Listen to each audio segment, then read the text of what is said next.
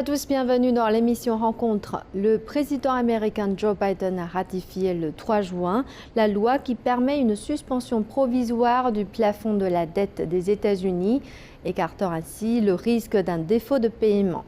Considérée comme une victoire par les politiciens, cette suspension du plafond représente-t-elle une solution véritable à la crise de la dette américaine ? Aujourd'hui, nous allons analyser en profondeur cette question de la dette américaine et de ses répercussions mondiales avec notre invité. J'ai le plaisir de recevoir M. Ding Yifan, chercheur principal à l'Institut Taihe. Bonjour. Bonjour. Bienvenue dans notre émission. Depuis sa première adoption en 1917, le plafond de la dette publique américaine a été multiplié par 2000, passant de 13,5 milliards de dollars à ses débuts à 31,4 billions de dollars en 2021. Monsieur Ding, d'après vous, quelles sont les raisons qui expliquent cette augmentation continue de la dette américaine ? En fait, l'augmentation de la dette fédérale du gouvernement américain est exceptionnelle. Il n'est pas très normal.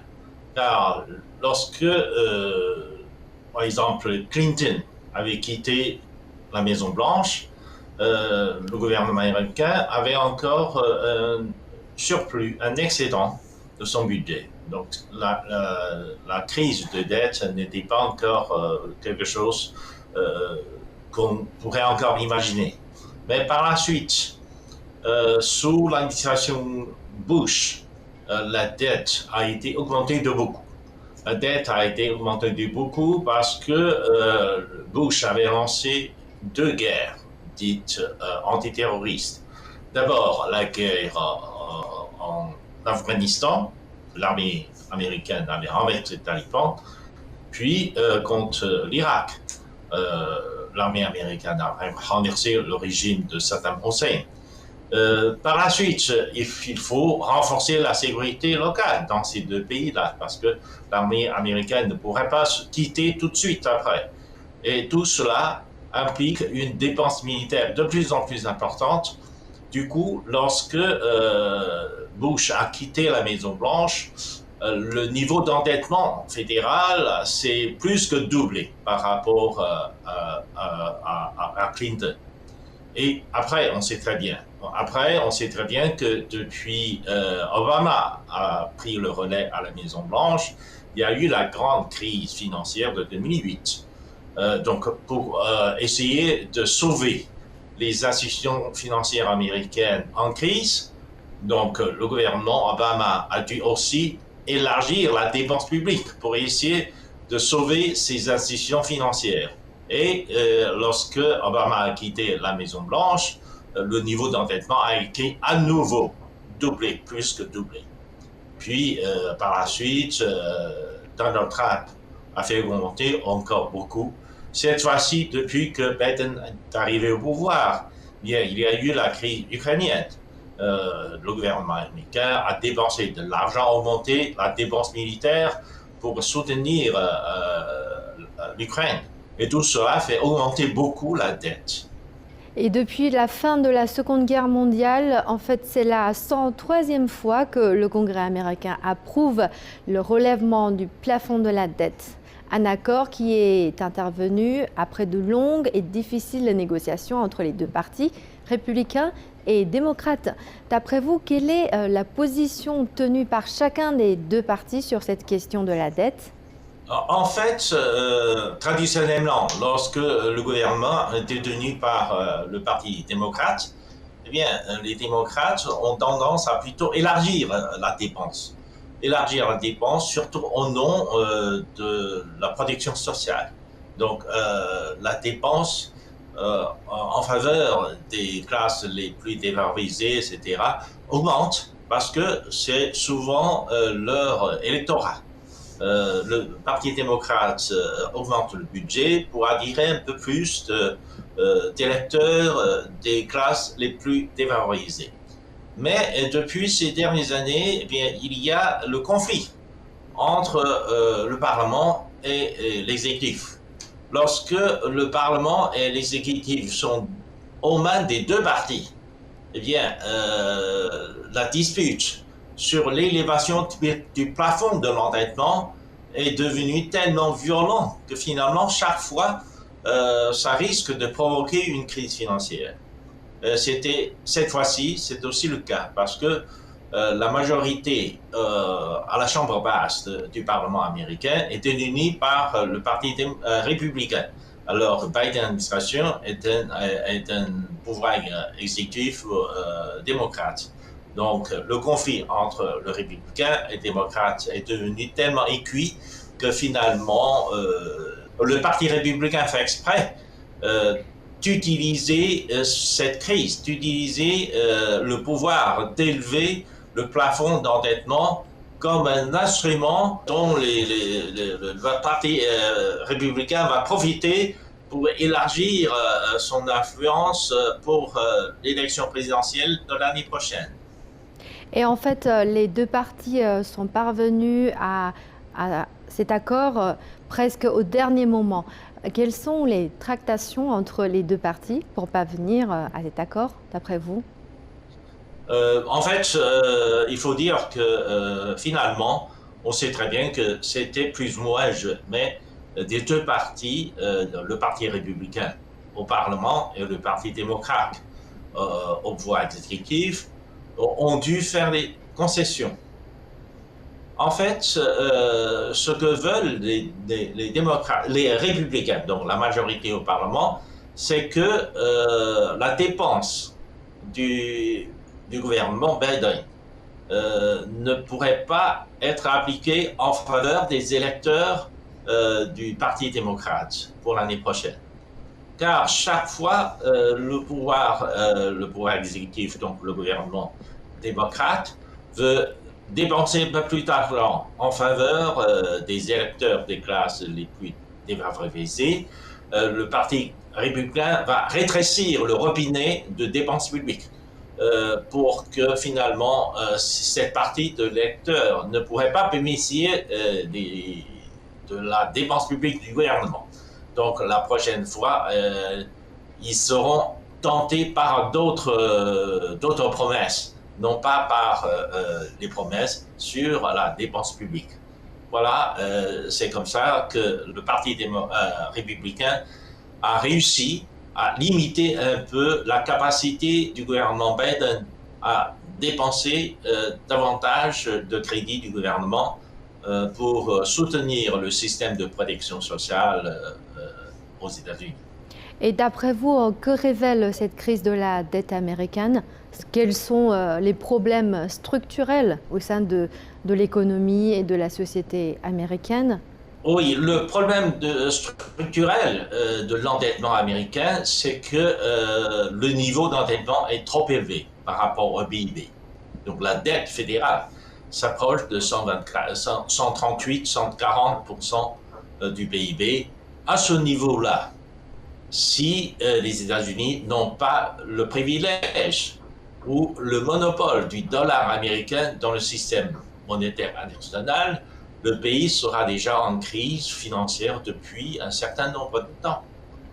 Regardez ce qui était passé en Grèce, par exemple, en 2010, lorsque le niveau de dette de la Grèce a atteint ce niveau-là, 140% de son PIB, eh bien, le pays est plongé dans la crise, car le pays ne peut plus emprunter sur le marché.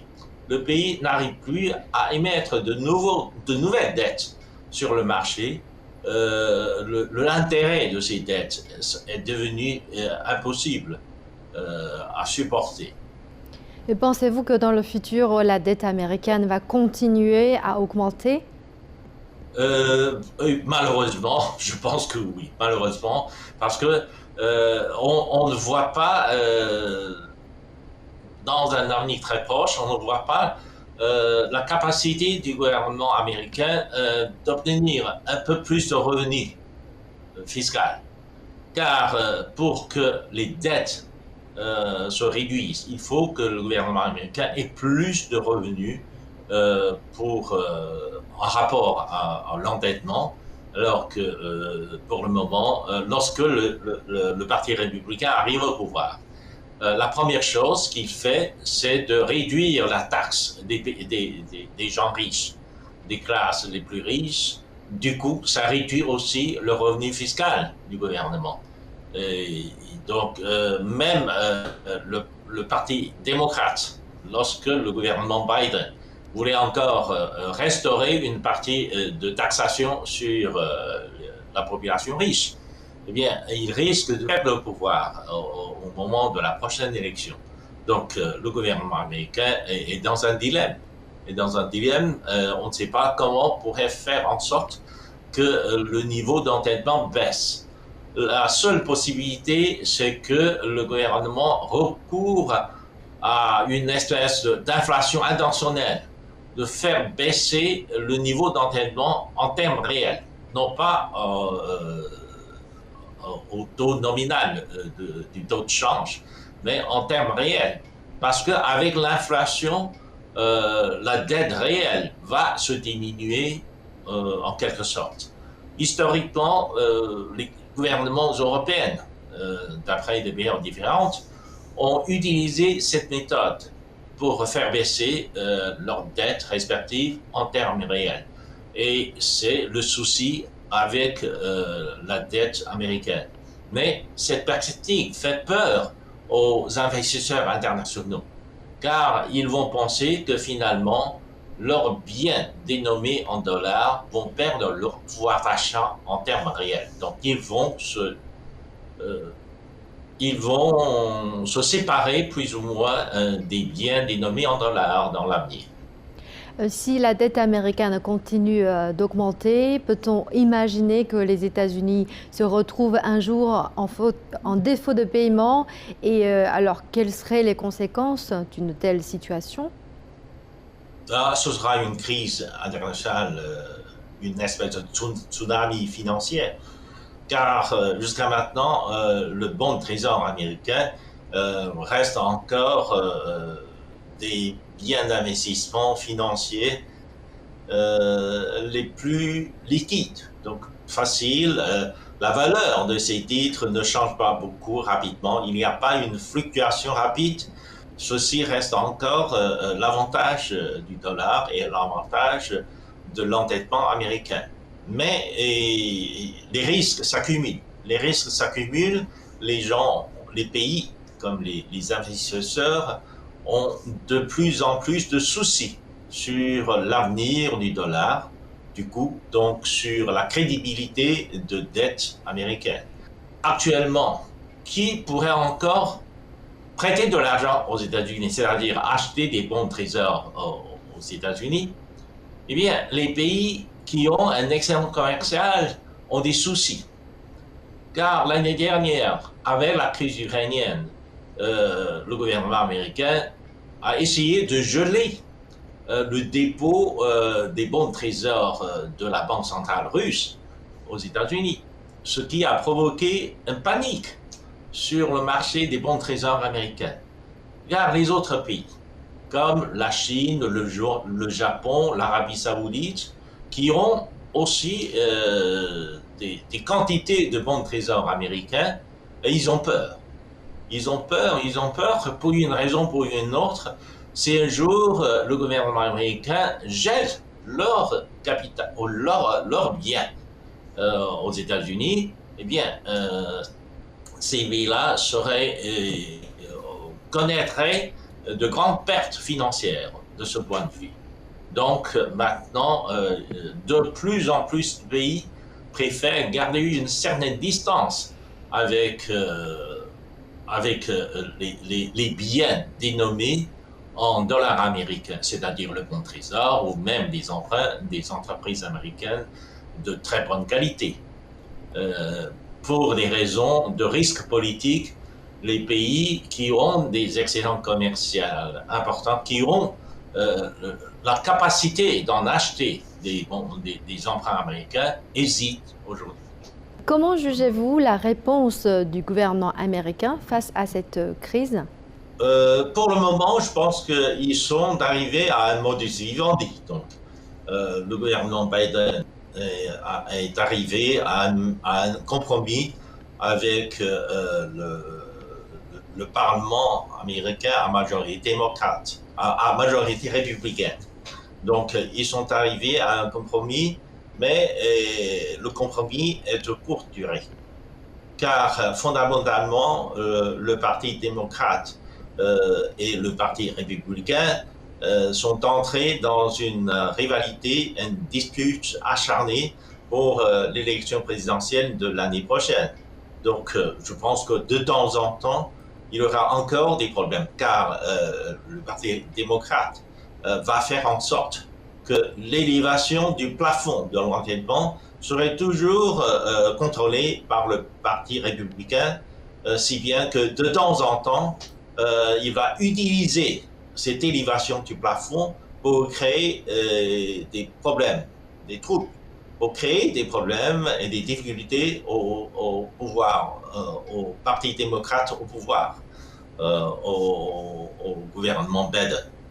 D'après vous, y a-t-il une solution véritable pour résoudre cette crise de la dette américaine?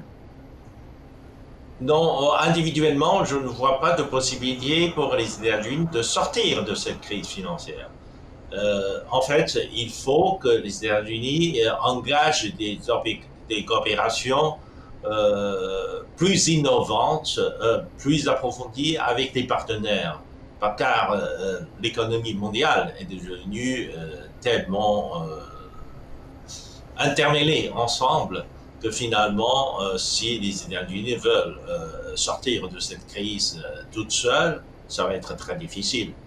Mais malheureusement, les hommes politiques au pouvoir aux États-Unis, les hommes politiques, et ils ont trop de préoccupations géopolitiques. Donc, ils ne veulent pas regarder la réalité en face. Ils veulent jouer les cartes géopolitiques en profitant, par exemple, de la crise ukrainienne pour différentes raisons d'ailleurs. Les groupes, comme on dit, les groupes militaro-industriels voulaient profiter de la crise ukrainienne pour vendre un peu plus d'armes à l'Ukraine et gagner des profits. Mais tout cela va aggraver la crise financière aux États-Unis et finalement la récession économique. Tout au long, ça va aggraver aussi la position fiscale du gouvernement américain, du coup, le niveau d'endettement. Selon un sondage publié le 19 mai par l'Associated Press NOC, Center for Public Affairs Research, 66% des personnes interrogées sont inquiètes d'un possible défaut de paiement de la dette américaine. D'après vous, quel impact l'augmentation continue du plafond de la dette américaine a-t-elle et va-t-elle avoir sur les particuliers? Sur les particuliers, en fait, aux États-Unis, il n'y a pas beaucoup de particuliers qui détiennent des bons de trésor ou la dette américaine. Ce sont des institutions. En fait, ce sont des institutions financières qui détiennent la majorité des bons de trésor américains. Donc, il y a une espèce de facilité, une espèce de liquidité du bon de trésor américain. Donc, finalement, les institutions financières américaines détiennent une grande partie de bons de trésor américains. Mais ceci a aussi des risques.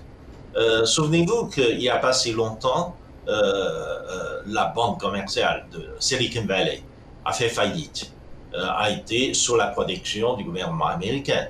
Parce que cette banque, au moment de la politique monétaire plus qu'accommodante, très souple, etc., le taux zéro plus.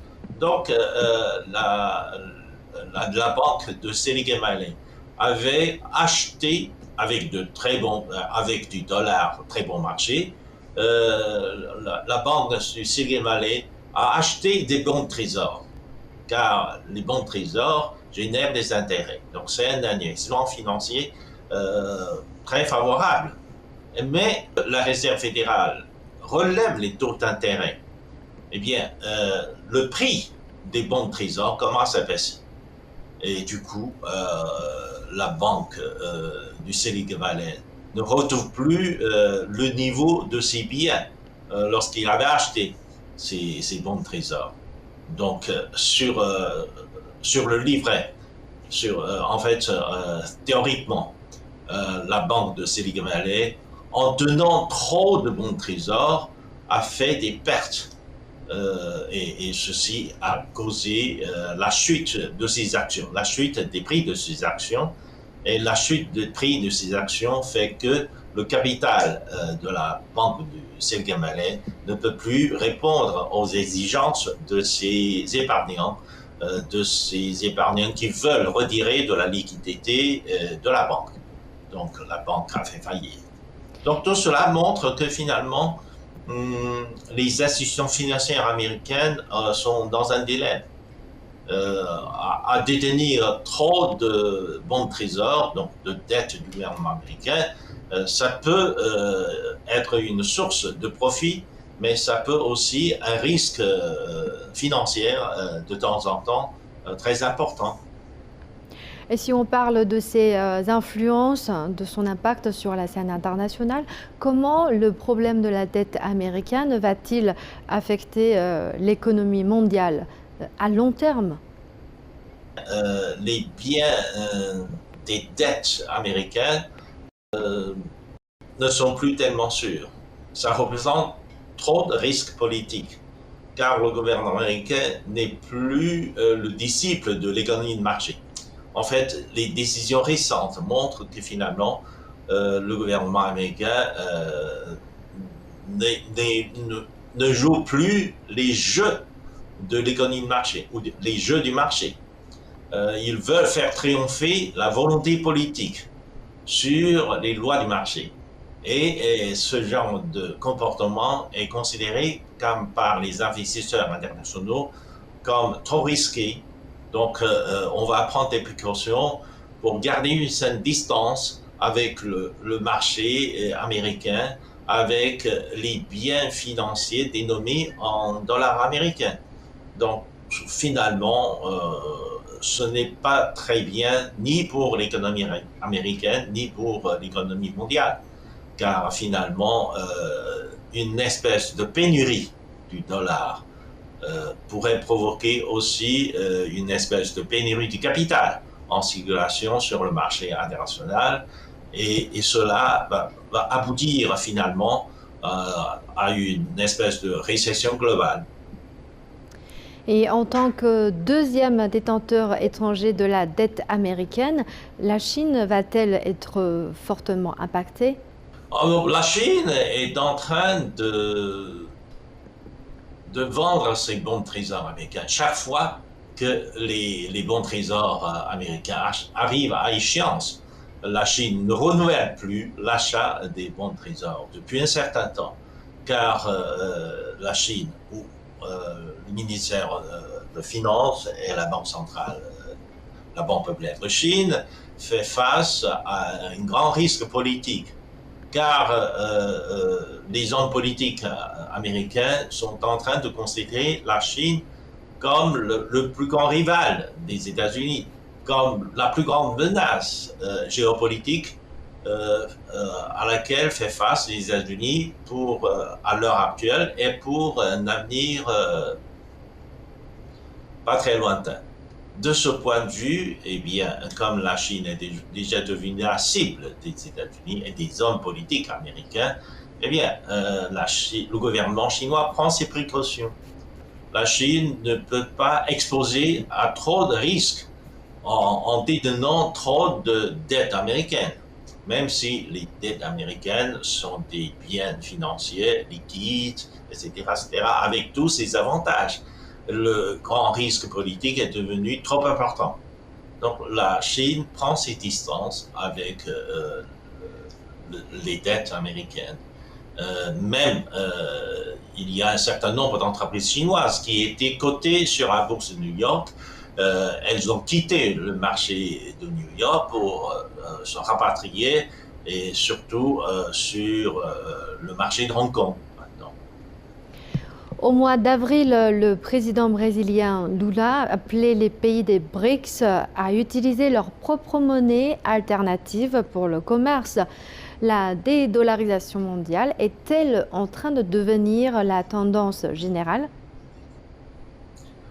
Oui, la dédollarisation ne se présente pas seulement parmi les membres de BRICS. Parmi les membres de BRICS, yes.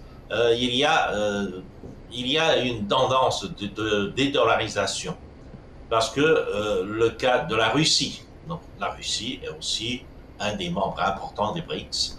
Le cas de la Russie n'est pas isolé, donc les autres pays, l'Inde, le Brésil, ils ont tous des soucis sur leurs biens dénommés en dollars américains, donc les bons trésors américains, etc. etc. Et dans les échanges entre les pays membres de BRICS, non seulement on utilise les monnaies nationales, mais on utilise de plus en plus la monnaie chinoise en tant qu'intermédiaire de règlement de leurs affaires transfrontalières. L'année dernière, en 2022, l'Inde a acheté du charbon à la Russie. Mais sous l'influence des sanctions financières et économiques, l'Inde ne peut pas payer ni en rouble. Il n'y avait pas suffisamment de crédibilité pour la roupia et ni pour le rouble. Donc finalement, l'Inde a préféré de payer la Russie par le yuan, donc par la monnaie chinoise.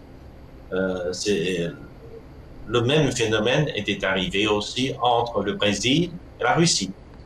Le Brésil a acheté des engrais chimiques à la Russie et le Brésil a payé la Russie par le yuan.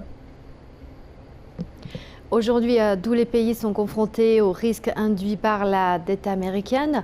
D'après vous, cette crise va-t-elle accélérer le processus de dédollarisation mondiale? En fait, si on regarde le système financier américain, la faillite de la banque de Silicon Valley, de la banque de Silvergate, il y a plusieurs banques, disons, régionales qui ont fait faillite aux États-Unis et ce n'est pas fini.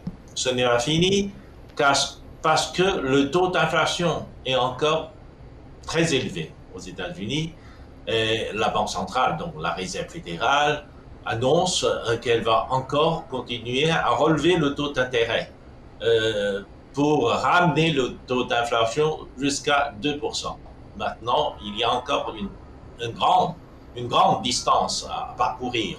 Donc, de là à ramener le taux d'inflation jusqu'à 2%, eh bien, la Réserve fédérale risque de relever encore plusieurs fois le taux d'intérêt.